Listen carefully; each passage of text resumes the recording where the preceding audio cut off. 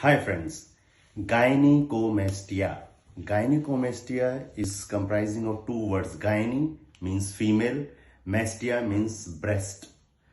So when a male chest or a breast enlargement happens and it behaves or look like a female, this condition is known as gynecomastia.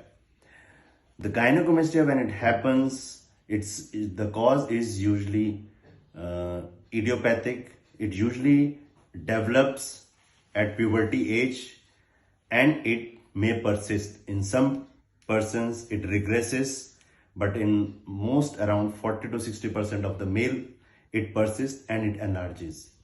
If someone develops gynecomastia, no medicine, no dieting, no exercise, no gym is going to benefit it.